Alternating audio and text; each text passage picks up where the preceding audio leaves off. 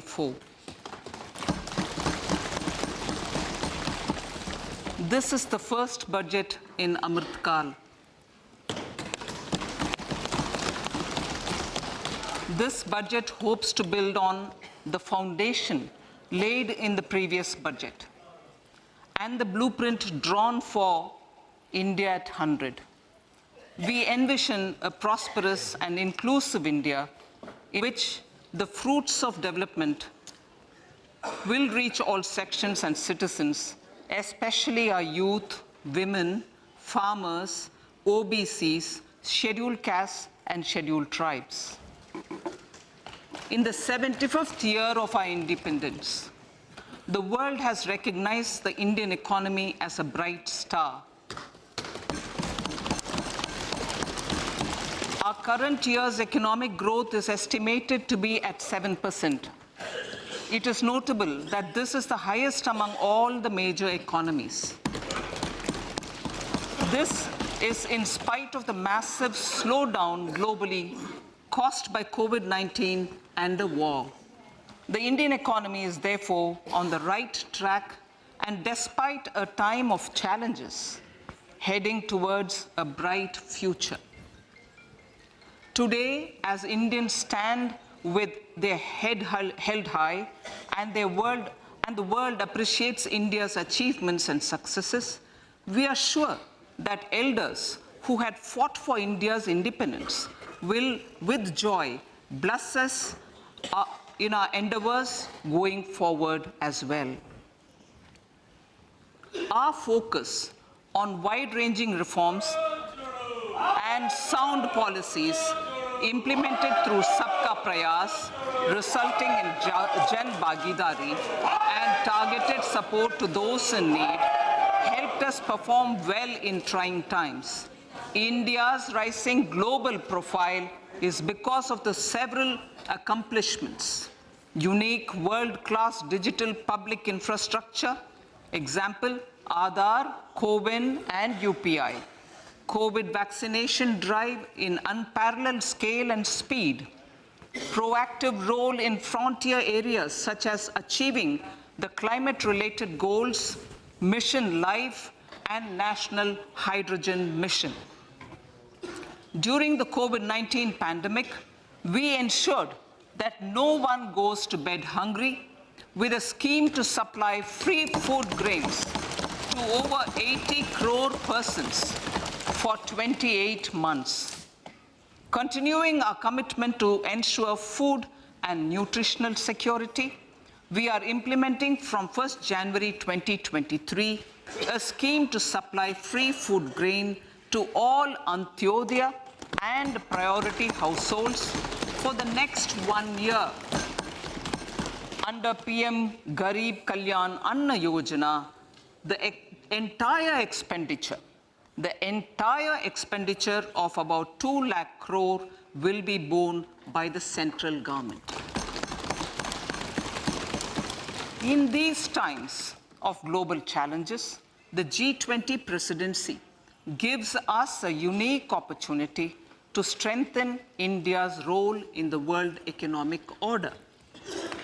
With the theme of Vasudhaiva Kutumbakam, we are steering an ambitious, people-centric agenda to address global challenges and to facilitate sustainable economic development.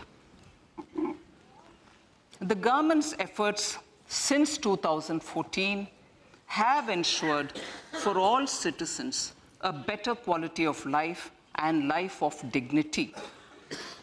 The per capita income has more than doubled to 1.97 lakh rupees.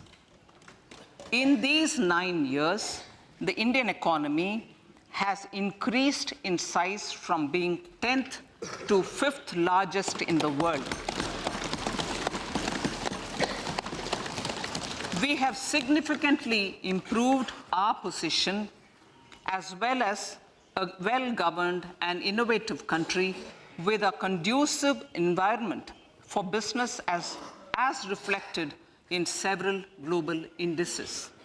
We have made a significant progress in many sustainable development goals. The economy has become a lot more formalized, as reflected in the EPFO membership, more than doubling to 27 crore, and rupees 7,400 crore digital payments of 126 lakh crore rupees through UPI in 2022.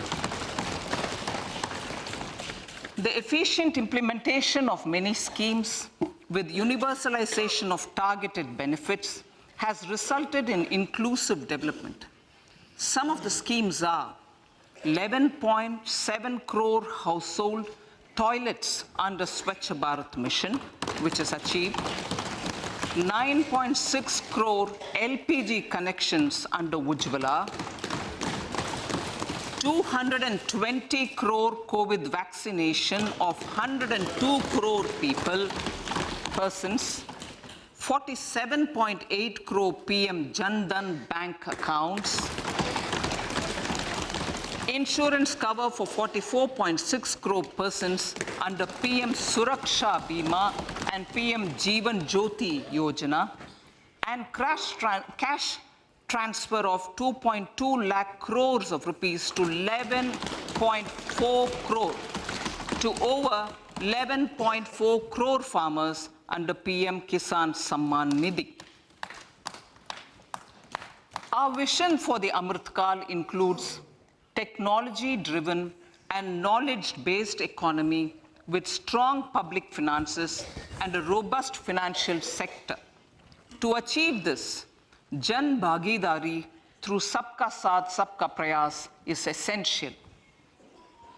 The economic agenda for achieving this vision focuses on three things. First, facilitating ample opportunities for citizens, especially the youth, to fulfill their aspirations. Second, providing strong impetus to growth and job creation. And third, strengthening macroeconomic stability. To service these focus areas in our journey to India at 100, we believe that the following 4 opportunities can be transformative during Amrit Kal. Economic empowerment of women.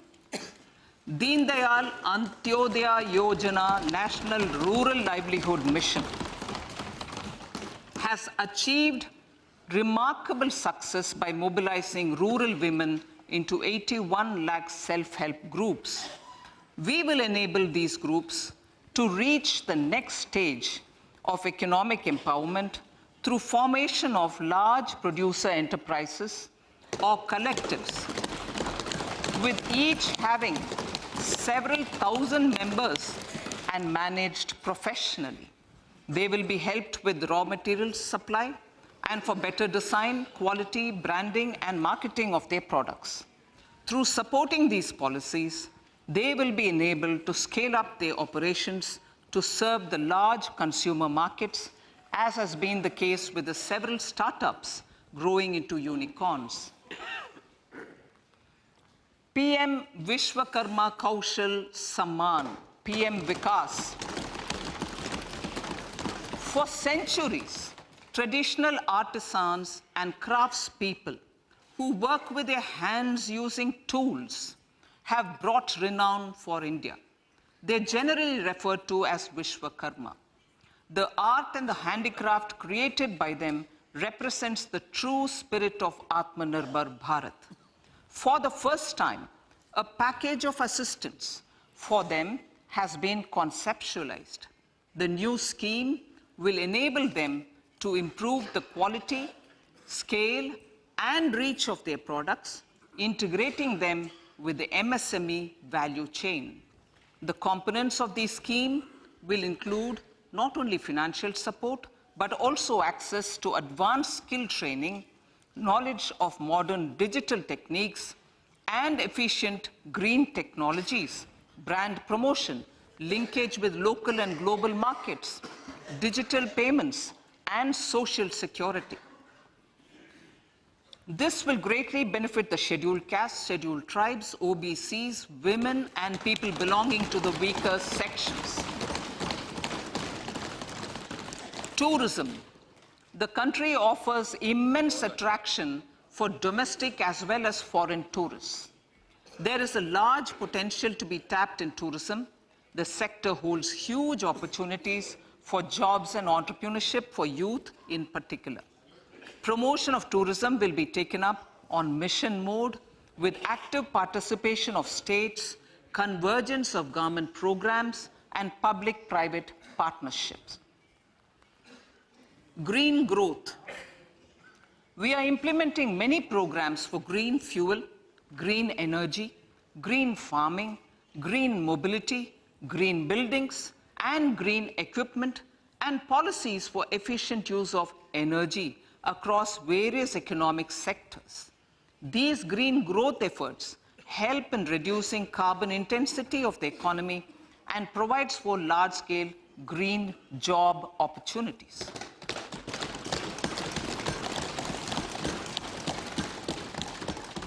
Priorities of this budget. The budget adopts the following 7 priorities. They complement each other and act as the Saptarishi guiding us through the Amritkal. Inclusive development, reaching the last mile, infrastructure and investment, unleashing the potential, green growth, youth power, and financial sector. I now speak on the priority number 1, inclusive development. The government's philosophy of Sabka Saath, Sabka Vikas has facilitated inclusive development covering in specific farmers, women, youth, OBCs, scheduled castes, scheduled tribes, Divyangjan, and economically weaker sections, and overall priority for the underprivileged, Vanchiton ko Variyata. There has also been a sustained focus on Jammu Kashmir, Ladakh, and the Northeast. This budget builds on those efforts. Digital public infrastructure for agriculture. Digital public infrastructure for agriculture will be built as an open source, open standard, and interoperable public good. This will enable inclusive farmer-centric solutions through relevant information services for crop planning and health, improved access to farm inputs, credit and insurance, help for crop estimation, market intelligence, and support for growth of agri-tech industry and startups.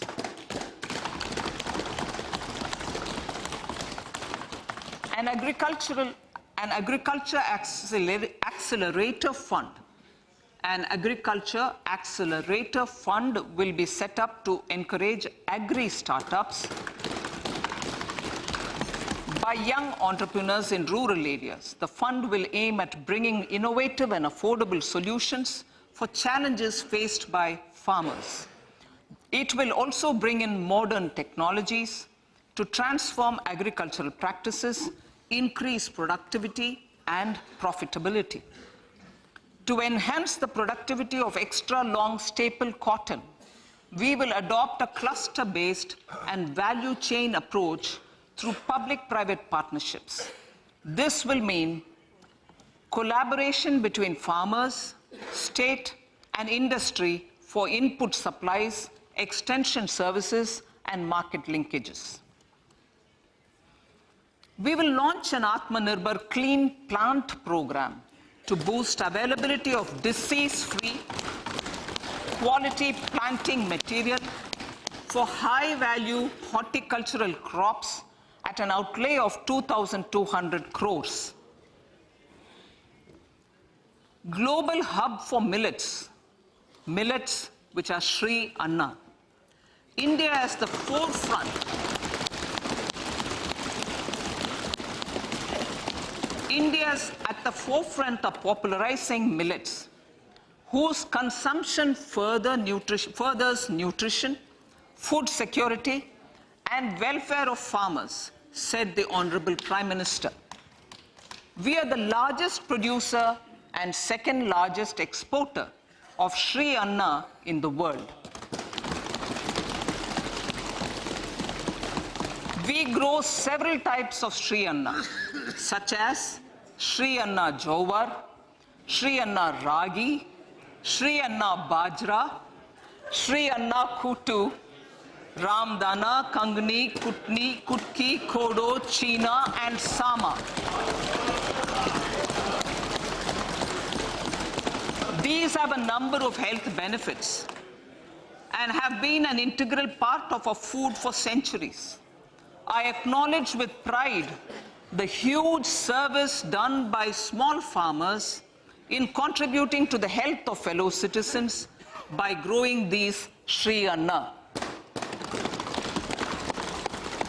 Now, to make India a global hub for Sri Anna, the Indian Institute of Millet Research, ideally Indian Institute of the Sri Anna Research, Hyderabad, will be supported as the center of excellence for sharing best practices, research, and technologies at the international level. The agricultural credit target will be increased to 20 lakh crores with focus on animal husbandry, dairy, and fisheries. We will launch a new sub-scheme of PM Matsya Sampada Yojana, which is an existing scheme, but we launch a new sub-scheme with targeted investment of 6,000 crores to further enable activities of fishermen, fish vendors, and micro and small entrepreneurs, improve value chain efficiencies, and expand the market. For farmers, especially small and marginal farmers, and other marginalized sections, the government is promoting cooperative-based economic development model. A new Ministry of Cooperation was formed with a mandate to realize the vision of Sahakar Se Samriddhi. To realize this vision, the government has already initiated computerization of 63,000 primary agricultural credit societies with an investment of 2,560 crores, 2,516 crores.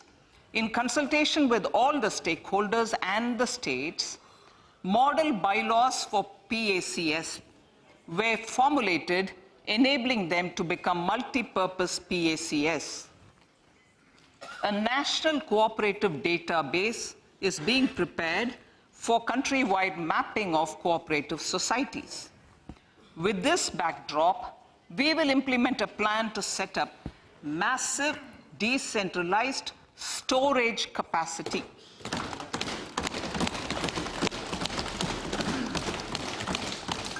This will help farmers store their produce and realize remunerative prices through sale at appropriate times. The government will also facilitate setting up of a large number of multi-purpose cooperative societies, primary fishery societies, and dairy cooperative societies in uncovered panchayat and villages in the next 5 years.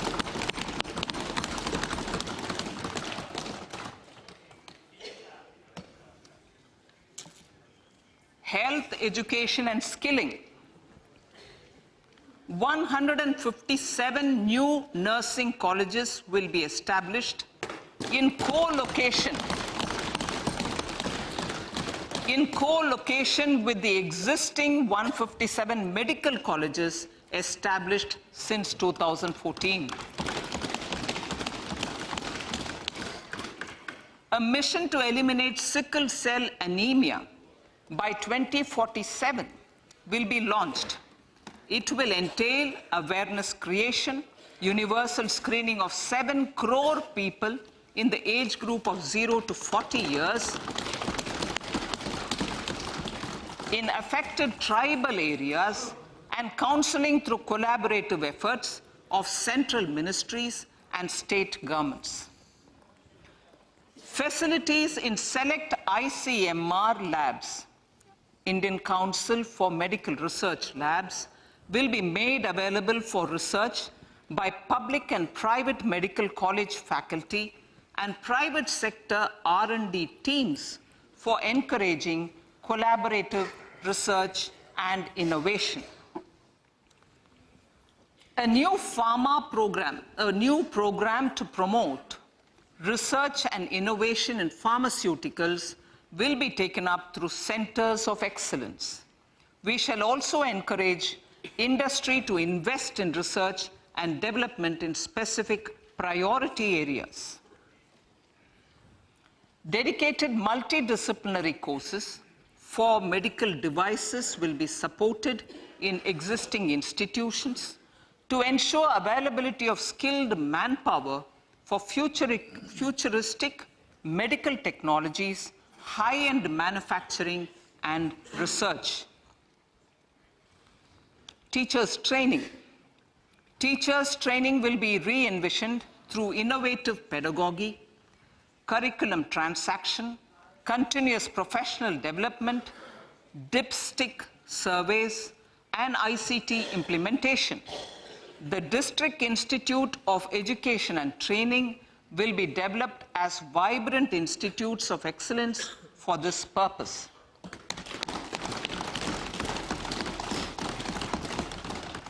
National Digital Library for Children and Adolescents.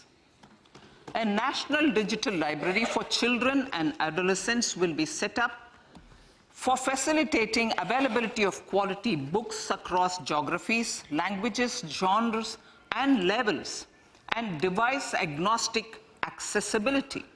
States will be encouraged to set up physical libraries for them at panchayat and ward levels and provide infrastructure for accessing the national digital library resources. Additionally, to build a culture of reading and to make up for pandemic time learning loss, the National Book Trust, the Children's Book Trust, and other sources will be encouraged to provide and replenish non-curricular titles in regional languages and in English to these physical libraries. Collaboration with NGOs that work in literacy will also be a part of this initiative to inculcate financial literacy. Financial sector regulators and organizations will be encouraged to provide age-appropriate reading material to these libraries. I move to priority 2, reaching the last mile. Prime Minister Vajpayee's government had formed the Ministry of Tribal Affairs and the Department of Development of Northeast Region to provide a sharper focus to the objective of reaching the last mile. Our government has formed the Ministries of Ayush, Fisheries, Animal Husbandry and Dairying, Skill Development, Jal Shakti, and Cooperation. Building on the success of the Aspirational Districts program, the government has recently launched the Aspirational Blocks program, covering 500 blocks for saturation of essential government services across multiple domains such as health, nutrition, education, agriculture, water resources, financial inclusion, skill development, and basic infrastructure. Manya Speaker, sir, Pradhan Mantri PBTG, which is Primitive Vulnerable Tribal Groups Development Mission, is being launched. To improve socio-economic conditions of the particularly vulnerable tribal groups, the PBTGs as we refer them to, Pradhan Mantri PBTG Development Mission will be launched. This will saturate PBTG families and habitations with basic facilities such as safe housing, clean drinking water and sanitation, improved access to education, health, nutrition, road and telecom connectivity, and sustainable livelihood opportunities. An amount of 15,000 crores will be made available to implement the mission in the next 3 years under the Development Action Plan for the Scheduled Tribes. Ekalavya Model Residential Schools. In the next 3 years, Center will recruit 38,800 teachers and support staff for the 740 Ekalavya Model Residential Schools, which is serving 3.5 lakh tribal students.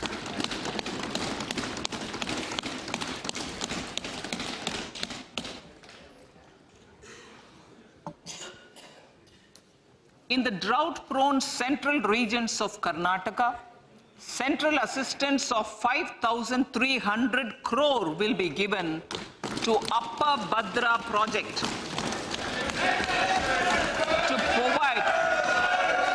to provide sustainable micro-irrigation and filling up of surface tanks for drinking water. PM Awas Yojana. The outlay for PM Awas Yojana is being enhanced by 66% to over 79,000 crores. Bharat Shared Repository of Inscriptions will be set up in a digital epigraphy museum with digitization of 1 lakh ancient inscriptions in the first stage. Support for poor prisoners. For poor persons who are in prisons and unable to afford the penalty or the bail amount, required financial support will be provided.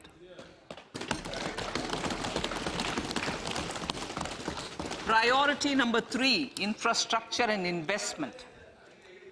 Investments in infrastructure and productive capacity have a large multiplier impact on growth and employment. After the subdued period of the pandemic, private investments are growing again. The budget takes the lead once again to ramp up the virtuous cycle of investment and job creation. Honorable Speaker, sir, the capital investment outlay is being increased steeply for the 3rd year in a row by 33% to 10 lakh crores, which would be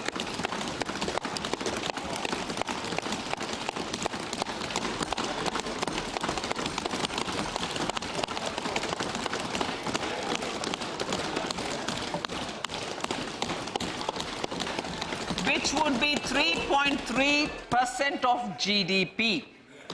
This will almost be 3 times the outlay made in 2019-20.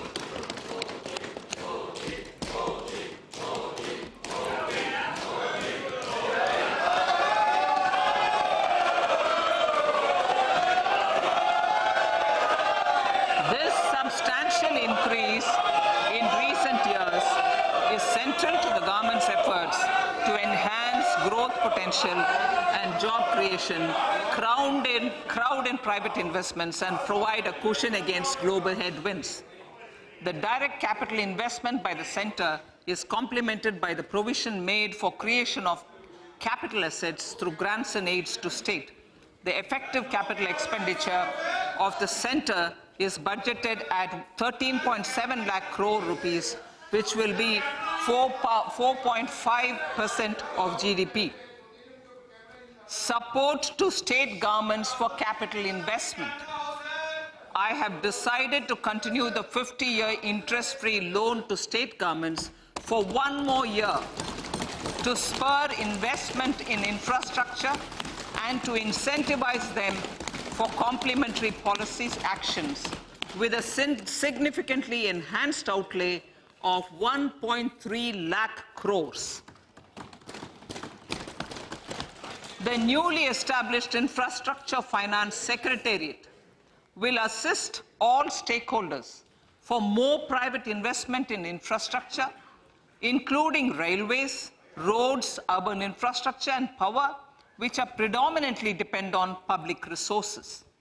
The harmonized master list of infrastructure will be reviewed by an expert committee for recommending the classification and financing framework suitable for Amrit Kal. A capital outlay, I'm talking about railways now, sir, Honorable Speaker, railways. A capital outlay of 2.40 lakh crores has been provided for the railways. This is the highest ever outlay this highest ever outlay is about 9 times the outlay made in 2013-14. 100 critical transport infrastructure projects for last and first mile connectivity for ports, coal, steel, fertilizer and food grain sectors have been identified.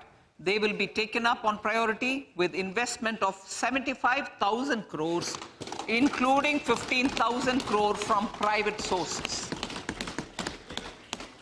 50 additional airports, heliports, water aerodromes, and advanced landing grounds will be revived for improving regional air connectivity.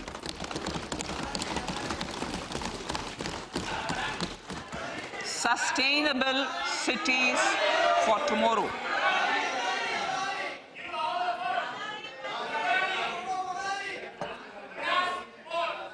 States and cities will be encouraged to undertake urban planning reforms and actions to transform our cities into sustainable cities of tomorrow. This means efficient use of land resources, adequate resources for urban infrastructure, transit-oriented development, enhanced availability and affordability of urban land and opportunities for all. Through property tax governance reforms and ring-fencing user charges on urban infrastructure, cities will be incentivized to improve their creditworthiness for municipal bonds. Like the RIDF, an urban infrastructure development fund will be established through use of priority sector lending shortfall. This will be managed by the National Housing Bank and will be used by public agencies to create urban infrastructure in Tier 2 and Tier 3 cities. States will be encouraged to leverage resources from the grants of the 15th Finance Commission as well as existing schemes to adopt appropriate user charges while accessing the UIDF. We expect to make available 10,000 crore rupees per annum for this purpose. All cities and towns will be enabled for 100% mechanical desludging of septic tanks and sewers to transition from manhole to machine hole mode.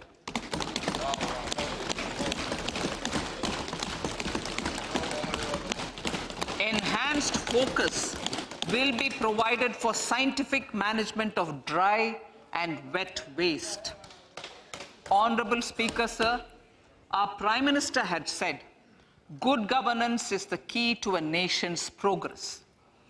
Our government is committed to providing a transparent and accountable administration which works for the betterment and welfare of common citizens. Mission Karma Yogi. Under Mission Karma Yogi, Centre, states and the union territories are making and implementing capacity building plans for civil servants. The government has also launched an integrated online training platform, I Got Karma Yogi, to provide continuous learning opportunities for lakhs of government employees to upgrade their skills and facilitate people-centric approach. Sir, for enhancing ease of doing business, more than 39,000 compliances have been reduced, and more than 3,400 legal provisions have been decriminalized. For furthering the trust-based governance, we have introduced the Jan Vishwas Bill to amend 42 central acts. This budget proposes a series of measures to unleash the potential of our economy. Centers of Excellence for Artificial Intelligence. For realizing the vision of Make AI in India and Make AI Work for India, 3 centers of excellence for artificial intelligence will be set up in top educational institutions. Leading industry players will partner in conducting interdisciplinary research, develop cutting-edge applications, and scalable problem solutions in the areas of agriculture, health, and sustainable cities. This will galvanize an effective AI ecosystem and nurture quality human resources in the field. National Data Governance Policy to unleash innovation and research by startups and academia. A national data governance policy will be brought out.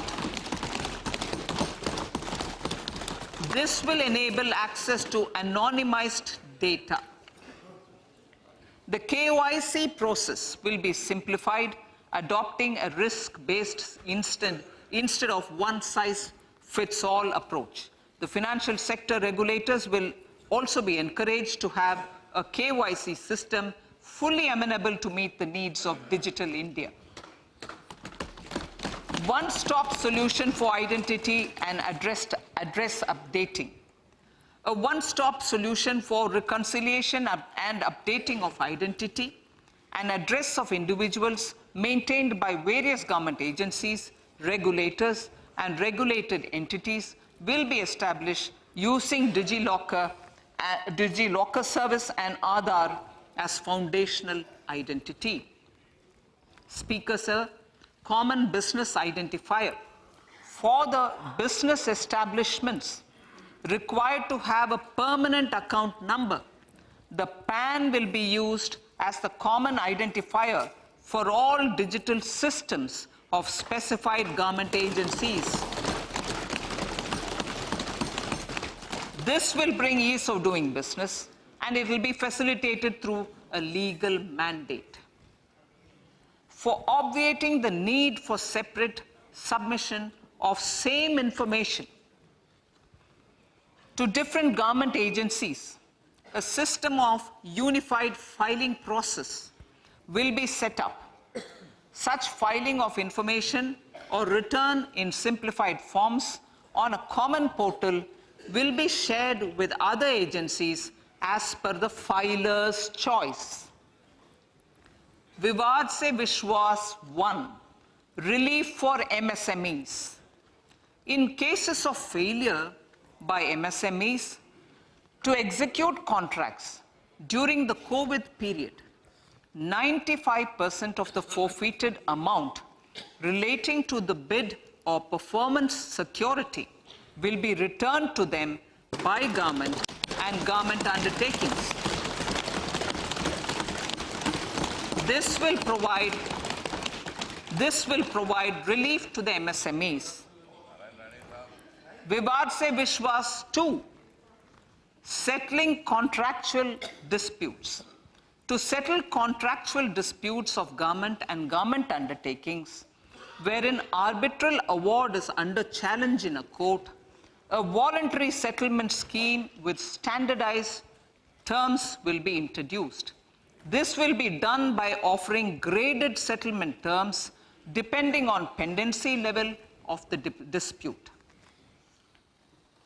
The state support mission of Niti Aayog will be continued for 3 years for our collective efforts towards national priorities.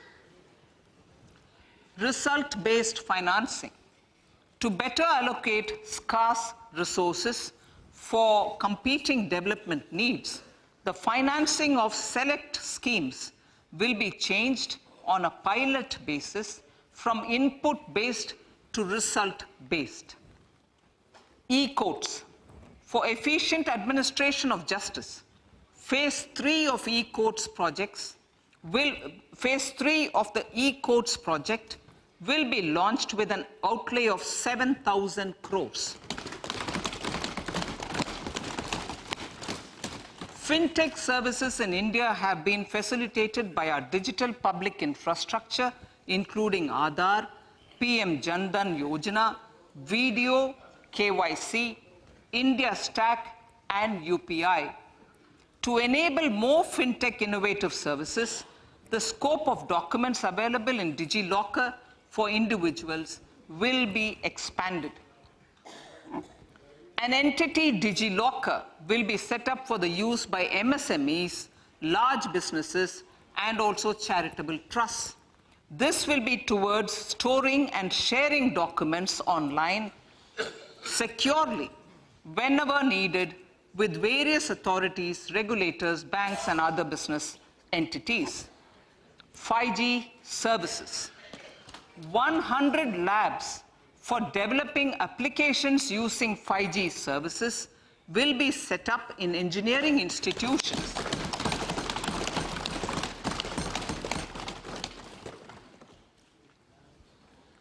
To realize a new range of opportunities, business models, and employment potential, the labs will cover, among others, applications such as smart classrooms, precision farming, intelligent transport systems, and healthcare applications.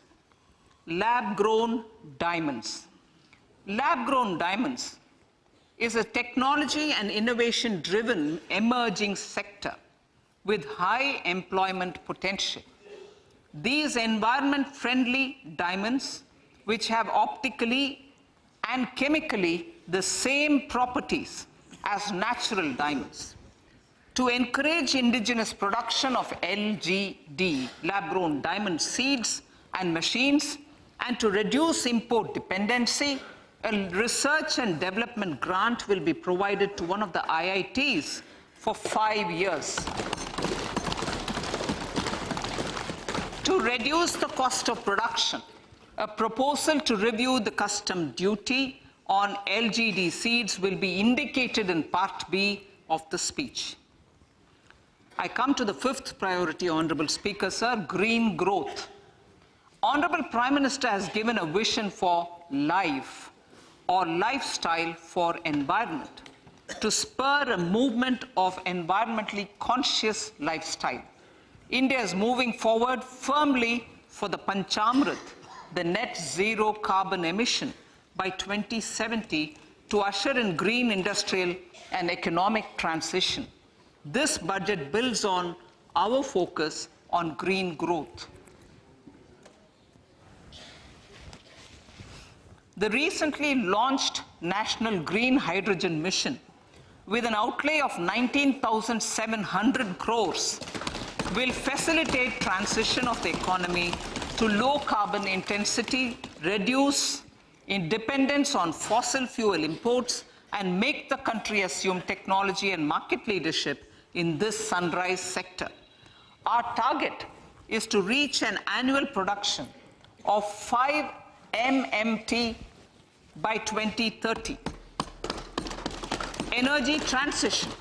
This budget provides for 35,000 crores for priority capital investment towards energy transition and net zero objectives and energy security by Ministry of Petroleum and Natural Gas.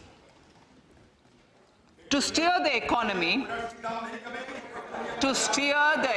on sustainable development path, battery energy storage systems with capacity of 4,000 MWh will be supported with viability gap funding.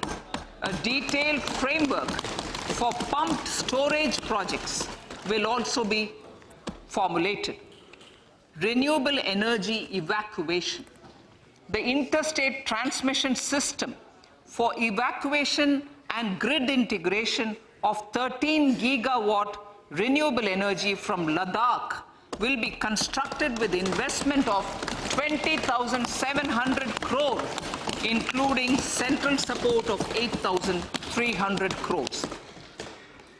Green Credit Program. For encouraging behavioral change, a green credit program will be notified under the Environment Protection Act. This will incentivize environmentally sustainable and responsive actions by companies, individuals, and local bodies, and help mobilize additional resources for such activities.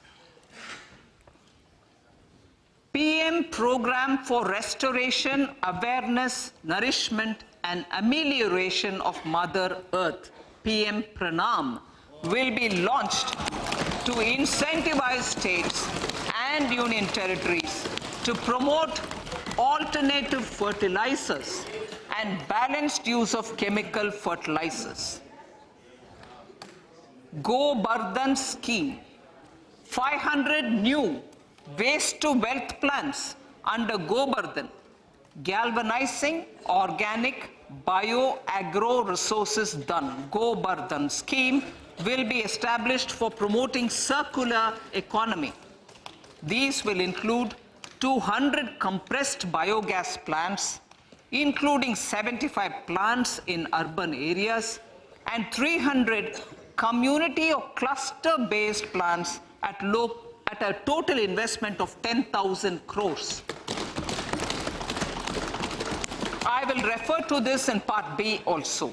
In due course, a 5% CBG mandate will be introduced for all organizations marketing natural and biogas. For collection of biomass and distribution of biomanure, appropriate fiscal support will also be provided. Bharatiya Prakritik Kheti Bio Input Resource Centers. Over the next 3 years, we will facilitate 1 crore farmers to adopt natural farming. For this, Honorable Speaker, 10,000 bio input resource centers will be set up, creating a national level distributed micro fertilizer and pesticide manufacturing network. Mishti.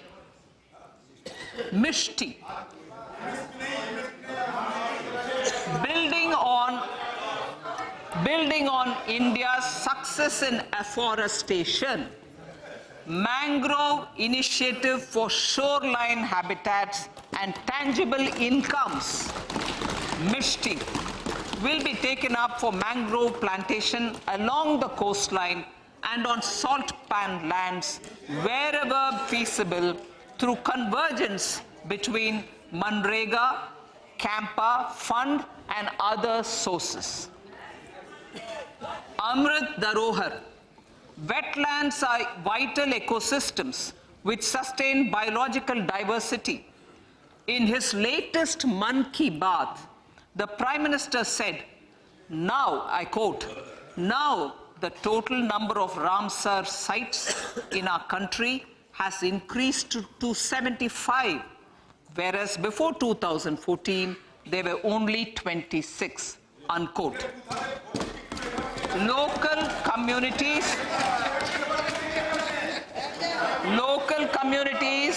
have always been at the forefront of conservation efforts.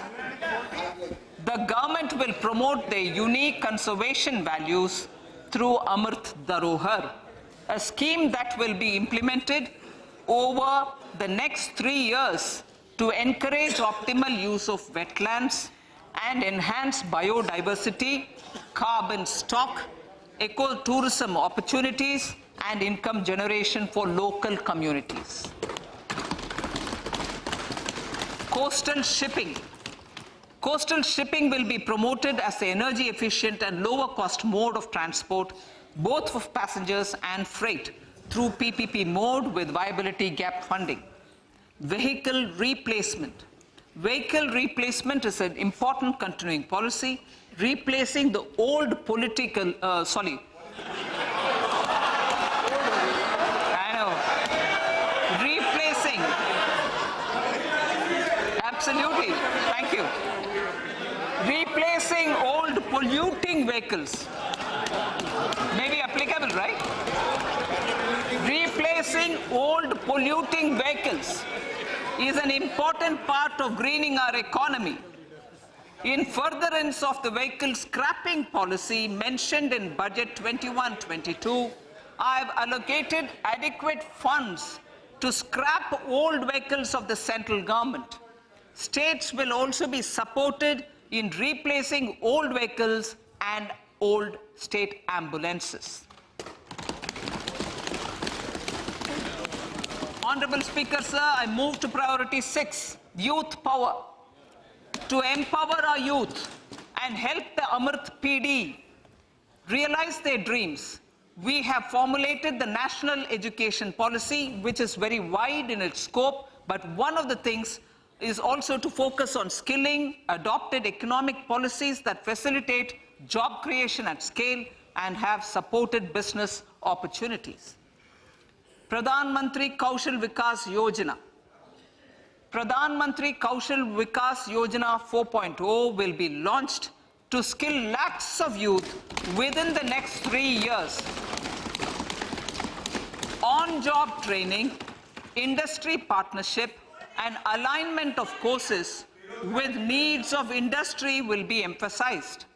The scheme will also cover new age courses for Industry 4.0 like coding, AI, robotics, mechatronics, IoT, 3D printing, drones, and other soft skills. To skill youth for international opportunities, 30 Skill India international centers will be set up across different states. The digital ecosystem for skilling will be further expanded with the launch of a unified Skill India digital platform for enabling demand-based formal skilling, linking with employers including MSMEs, and facilitating access to entrepreneurship schemes. To provide stipend support to 47 lakh youths in 3 years, direct benefit transfer under a pan-India national apprenticeship promotion scheme will be rolled out. Tourism. Honorable Speaker, sir, with an integrated and innovative approach, at least 50 destinations will be selected through challenge mode. In addition to aspects such as physical connectivity, virtual connectivity, tourist guides, high standards for food streets, and tourist security, all the relevant aspects would be made available on an app to enhance tourist experience. Every destination would be developed as a complete package. The focus of development of tourism would be on domestic as well as foreign tourists.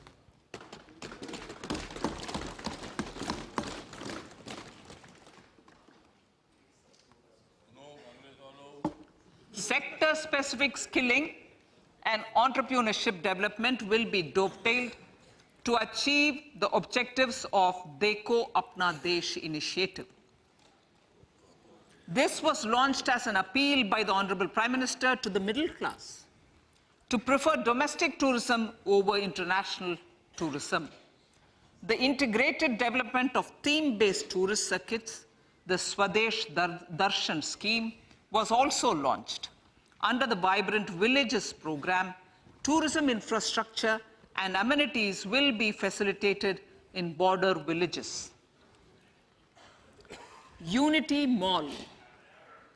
States will be encouraged to set up a Unity Mall in their state capital or most prominent tourism center or the financial capital for promotion and sale of their one district, one product and GI products and other handicraft products, and for providing space for such products of all other states as well.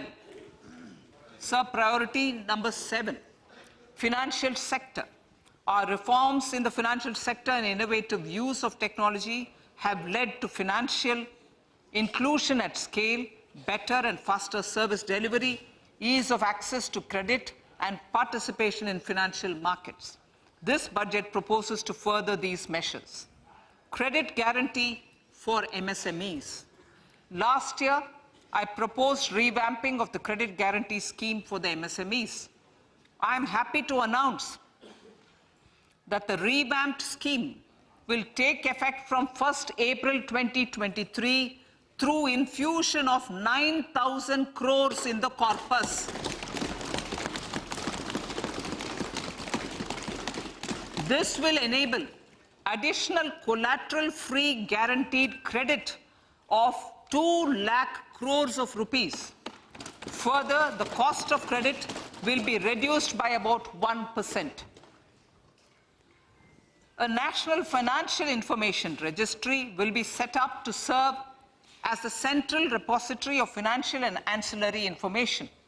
This will facilitate efficient flow of credit, promote financial inclusion, and foster financial stability.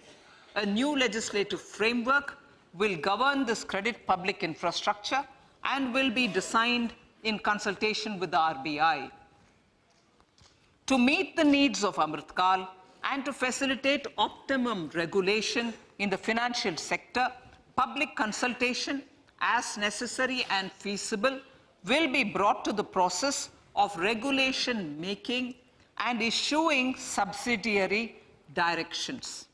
To simplify, to ease, and to reduce cost of compliance, financial sector regulators will be requested to carry out a comprehensive review of existing regulations. For this, they will consider suggestions from public and regulated entities.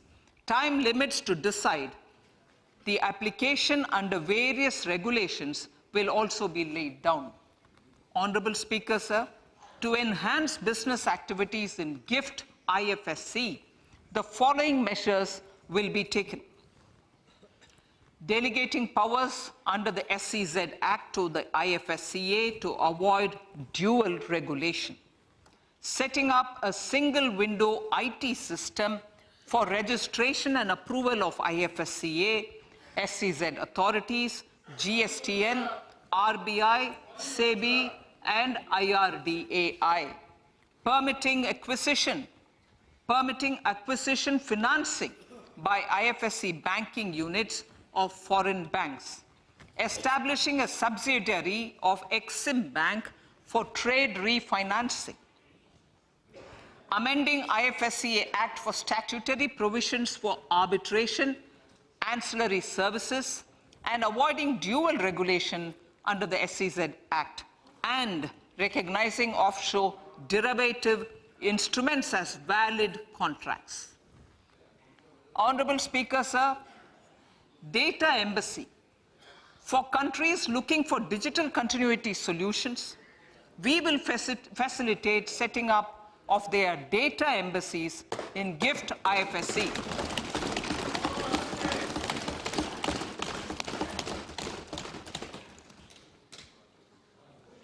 Improving governance and investor protection in banking sector.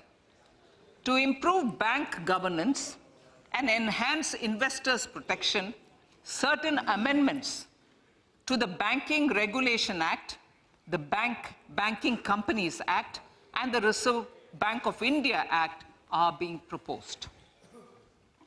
Capacity building in securities market. Honorable Speaker, sir, to build capacity of functionaries and professionals in the securities market, SEBI will be empowered to develop, regulate, maintain, and enforce norms and standards for education in the National Institute of Securities Markets and to recognize award of degrees, diplomas, and certificates. A central processing center will be set up for faster response to companies through centralized handling of various forms filed with field officers under the Companies Act. reclaiming of shares and dividends. For investors to reclaim unclaimed shares and unpaid dividends from the Investor Education and Protection Fund Authority with ease, from the Investor Education and Protection Fund Authority with ease, an integrated IT portal will be established.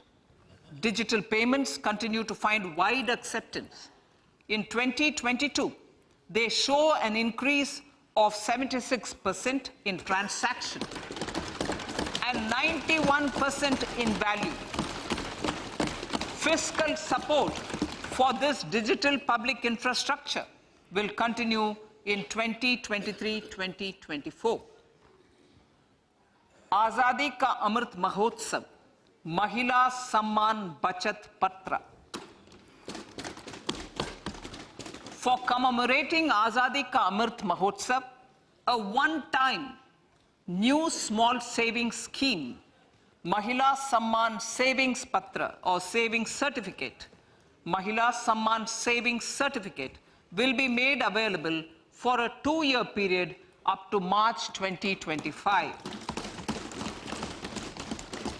This will offer deposit facility up to 2 lakh in the name of a woman or girls for a tenor of 2 years at fixed interest rate of 7.5% with partial withdrawal option. Senior citizens. The maximum deposit limit for senior citizens savings scheme will be enhanced from 15 lakh to 30 lakhs of rupees. The maximum deposit limit for monthly income account scheme will be enhanced from 4.5 lakh to 9 lakh for single account and from 9 lakh to 15 lakh for joint account. Honorable Speaker, sir, fiscal management. 50 years interest-free loan to states. The entire 50-year loan to states has to be spent on capital expenditure within 2023-24. Most of this will be at the discretion of the states, but a part will be conditional on states increasing their actual capital expenditure. Parts of the outlay will also be linked to or allocated for the following purposes: scrapping old government vehicles, urban planning reforms and actions, financing reforms in urban local bodies to make them credit-worthy for municipal bonds, housing for police personnel above or as part of the police station, constructing unity malls, children and adolescent libraries and digital infrastructure, and state share of capital expenditure of central schemes. Honorable Speaker, sir, fiscal deficit of states. States will be allowed a fiscal deficit of 3.5% of GSDP, of which 0.5% will be tied to power sector reforms. Revised estimates 2022 to 2023. The revised estimate, Honorable Speaker, sir, of the total receipts other than borrowing is 24.3 lakh crores, of which the net tax receipts are 20.9 lakh crores. The revised estimate of the total expenditure is 41.9 lakh crores of rupees, of which the capital expenditure is about 7.3 lakh crores. The revised estimate of the fiscal deficit is 6.4% of GDP, adhering to the budget estimate. So budget estimates of 2023-24. Coming to 2023-24, the total receipts other than borrowings and the total expenditure are estimated at 27.2 lakh crores and 45 lakh crores respectively. The net tax receipts are estimated at 23.3 lakh crores. The fiscal deficit is estimated to be 5.9% of the GDP. In my budget speech for 21-22, I had announced that we plan to continue the path of fiscal consolidation, reaching a fiscal deficit of below 4.5% by 2025-26, with a fairly steady decline over the period. We have adhered to this path, and I reiterate my intention to bring the fiscal deficit below 4.5% of GDP by 2025-26. To finance the fiscal deficit in 2023-24, the net market borrowings from dated securities are estimated at 11.8 lakh crores. The balance financing is expected to come from small savings and other sources. The gross market borrowings are estimated at 15.43 lakh crores of rupees. Honorable Speaker, sir, I now move to Part B.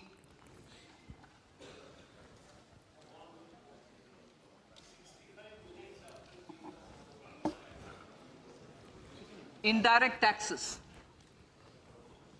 My indirect tax proposals will aim to promote exports, boost domestic manufacturing, enhance domestic value addition, encourage green energy and mobility. A simplified tax structure with fewer tax rates helps in reducing compliance burden and improving tax administration. I propose to reduce the number of basic customs duty rates on goods other than textiles and agriculture from 21 to 13. As a result, there are minor changes in the basic custom duties, cesses and surcharges on some items including toys, bicycle, automobiles and naphtha. Green mobility. To avoid cascading of taxes on blended compressed natural gas, I propose to exempt excise duty on GST paid compressed biogas contained in it. To further provide impetus to green mobility, customs duty exemptions is being extended to import of capital goods and machinery required for manufacture of lithium-ion cells for batteries used in electrical vehicles as well. Electronics. As a result of various initiatives of the government, including phased manufacturing program, mobile phone production in India has increased from 5.8 crore units valued at about 18,900 crore in 2014-15 to 31 crore units valued at 2,75,000 crore in the last financial year. To further deepen domestic value addition in manufacturing of mobile phones, I propose to provide relief to customs duty. I propose to provide relief in customs duty on import of certain parts and inputs like camera lens, and continue the concessional duty on lithium-ion cells for batteries for another year. Similarly, to promote value addition in manufacture of televisions, I propose to reduce the basic customs duty on parts of open cells of TV panels to 2.5%. Electrical. To rectify inversion of duty structure and encourage manufacturing of electric kitchen chimneys, the basic custom duty on electric kitchen chimney is being increased from 7.5% to 15%, and that on heat coils for these is proposed to be reduced from 20% to 15%. Chemicals and petrochemicals. Denatured ethyl alcohol is used in chemical industry. I propose to exempt basic customs duty on it.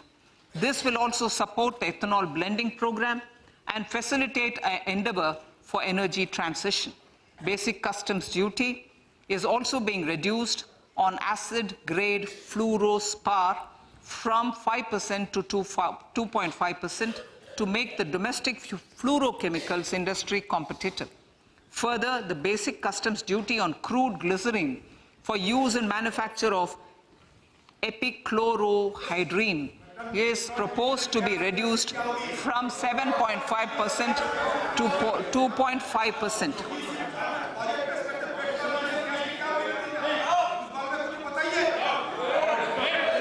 Marine products. In the last financial year, marine products recorded the highest export growth, benefiting farmers in the coastal states of the country. To further enhance the export competitiveness of marine products, particularly shrimps, duty is being reduced on key inputs for domestic manufacture of shrimp feed. India is a global leader, as I said in Part A, in cutting and polishing of natural diamonds, contributing about 3/4 of the global turnover by value. With the depletion of deposits of natural diamonds, the industry is moving towards lab-grown diamonds, and it holds huge promise. To seize this opportunity, I propose to reduce the basic customs duty on seeds used in their manufacture. Custom duties on dore or doré and bars of gold and platinum were increased earlier this fiscal. I propose to increase the duties on articles made therefrom to enhance the duty differential. I also propose to increase the import duty on silver doors, bars, and articles to align them with that on gold and platinum. To facilitate availability of raw materials for the steel sector, exemptions from basic custom duty on raw materials for manufacture of CRGO steel, ferrous scrap, and nickel cathode is being continued. Similarly, the concessional BCD of 2.5% on copper scrap is also being continued to ensure the availability of raw materials for secondary copper producers who are mainly in the MSME sectors. Compounded rubber. The basic custom duty rate on compounded rubber is being increased from 10% to 25% or 30 kg, whichever is lower, at par with that of natural rubber other than latex, to curb circumvention of duty. Cigarettes. National calamity contingent duty on specified cigarettes was last revised 3 years ago. This is proposed to be revised upwards by about 16%. Direct taxes. I now come to my direct tax proposals. Honorable Speaker, these proposals aim to maintain continuity and stability of taxation, further simplify and rationalize various provisions to reduce the compliance burden, promote the entrepreneurial spirit, and provide tax relief to citizens. It has been constant endeavor of the Income Tax Department to improve taxpayer services by making compliance easy and smooth. Our taxpayers portal received a maximum of 72 lakh returns in a day, processed more than 6.5 crore returns this year. Average processing period reduced from 93 days in financial year 13-14 to 16 days only now. And 45% of the returns were processed within 24 hours. We intend to further improve this, roll out the next generation common IT return form for taxpayer convenience, and also plan to strengthen the grievance redressal mechanism. MSMEs and professionals. MSMEs are growth engines of our economy. Micro enterprises with turnover up to 2 crore of rupees and certain professionals with turnover of up to 50 lakh rupees can avail the benefit of presumptive taxation. I propose to provide enhanced limits of 3 crore and 75 lakh respectively to the taxpayers whose cash receipts are no more than 5%. Whose cash receipts are no more than 5%. Moreover, to support MSMEs in timely receipt of payments, I propose to allow deduction for expenditure incurred on payments made to them only when payment is actually made. Cooperation. Cooperation is a value to be cherished.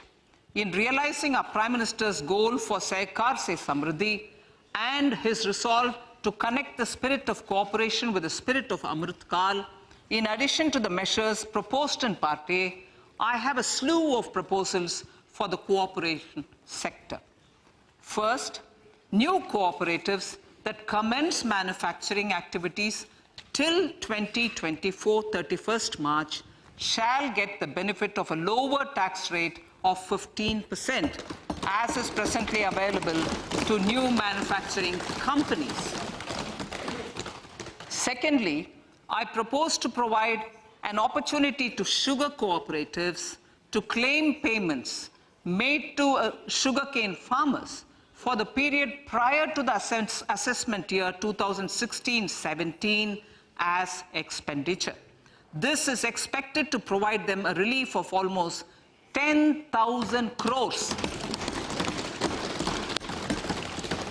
Thirdly, I'm providing a higher limit of 2 lakh per member for cash deposits to loans in cash by primary agricultural cooperative societies and primary cooperative agriculture and rural development banks. I repeat that. Thirdly, I'm providing a higher limit of 2 lakh per member for cash deposits to and loans in cash by primary agricultural cooperative societies and primary cooperative agricultural and rural development banks.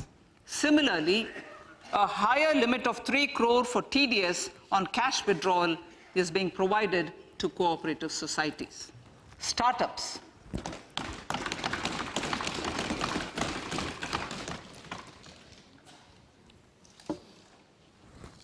Entrepreneurship is vital for a country's economic development. We have taken a number of measures for startups and they have borne results. India is now the 3rd largest ecosystem for startups globally and ranks 2nd in innovation quality among middle-income countries. I propose to extend the date of incorporation for income tax benefits to startups from 31/3/2023 to 31/3/2024. I further propose to provide the benefit of carry forward of losses on change of shareholding of startups from 7 years of incorporation to 10 years.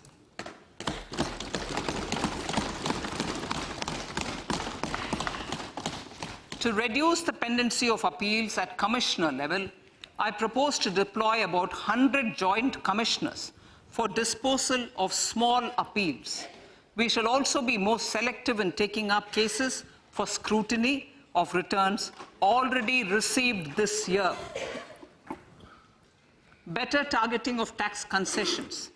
For better targeting of tax concessions and exemptions, I propose to cap deduction from capital gains on investment in residential house under Section 54 and Section 54F to 10 crores. Another proposal with similar intent is to limit income tax exemption from proceeds of insurance policies with very high value. Rationalization. Honorable Speaker, sir, there are a number of proposals relating to rationalization and simplification. Income of authorities, boards, and commissions set up by statutes of union or state for the purpose of housing, development of cities, towns, and villages, and regulating and developing an activity or matter is proposed to be exempted from income tax. Other major measures in this direction are removing the minimum threshold of 10,000 for TDS and clarifying taxability relating to online gaming, not treating conversion of gold into electronic gold receipts and vice versa as capital gains, reducing the TDS rate from 30% to 20% on taxable portion of EPF withdrawals in non-PAN cases, and taxation on income for market-linked debentures. Other major proposals in the finance bill relate to the following: extension of period of tax benefits to funds relocating to IFSC, GIFT City till 31/3/2025, decriminalization under Section 276A of the Income Tax Act, allowing carry forward of losses on strategic disinvestment, including that of IDBI Bank, and providing EEE status to Agnivir Fund. Personal income tax.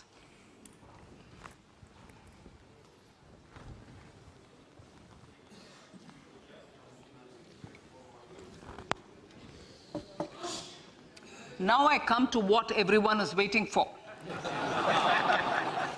Personal income tax. I have 5 major announcements to make in this regard. These primarily benefit our hard-working middle class. The first one concerns rebate. Currently, those with income up to 5 lakh do not pay any income tax in both old and new regimes. I propose to increase the rebate limit to 7 lakhs in the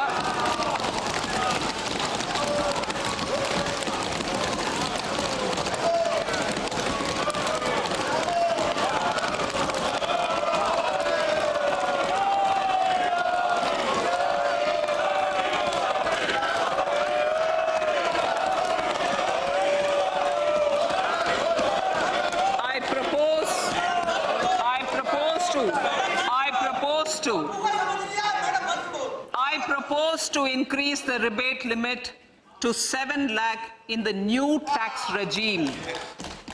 Thus, persons in the new tax regime with income up to 7 lakhs will not have to pay any tax at all. The second proposal relates to middle-class individuals. I had introduced in the year 2020 the new personal income tax regime with 6 income slabs starting from 2.5 lakh. I propose to change the tax structure in this regime by reducing the number of slabs to 5 and increasing the tax exemption limit to 3 lakhs. The new tax rates are 0 to 3 lakh, nil. 3 to 6 lakhs, 5%. 6 to 9 lakhs, 10%. 9 to 12 lakh, 15%. 12 to 15 lakhs, 20%. And above 15 lakhs, 30%. This will provide major relief to all taxpayers in the new regime. An individual with an annual income of 9 lakhs will be required to pay only 45,000 rupees. This is only 5% of his or her income. It is a reduction of 25% on what he or she is required to pay now. That is 60,000. So in the place of 60,000, it is now only 45,000. Similarly, an individual with an income of 15 lakh rupees would be required to pay only 1.5 lakh or 10% of his income or her income, a reduction of 20% from the existing liability of 1,87,500 rupees. My third proposal is for the salaried class and the pensioners, including family pensioners, for whom I propose to extend the benefit of standard deduction to the new tax regime. Each salaried person with an income of 15.5 lakh rupees or more will thus stand to benefit by 52,500 rupees. My fourth announcement in personal income tax is regarding the highest tax rate, which in our country is 42.74%. This is among the highest in the world. I propose to reduce the highest surcharge. Rate from 37% to 25% in the new tax regime.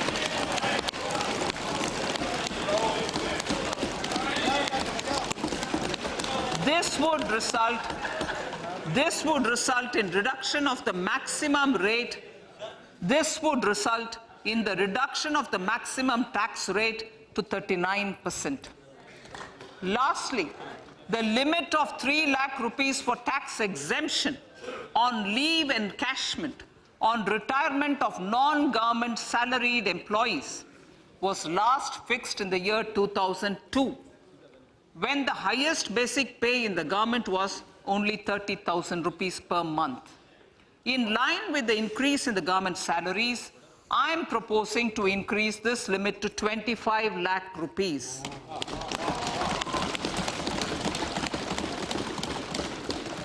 We are also making the new income tax regime as the default tax regime. However, citizens will continue to have the option to avail the benefit of the old tax regime. Apart from these, I'm also making some other changes as given in the annexure. As a result of these proposals, revenue of about 38,000 crore to 37,000 crore in direct taxes and rupees 1,000 crore in indirect taxes will be foregone, while revenue of about 3,000 crore will be additionally mobilized. Thus, the total revenue foregone is about 35,000 crores annually. Honorable Speaker, sir, with these words, I commend the budget to this August House.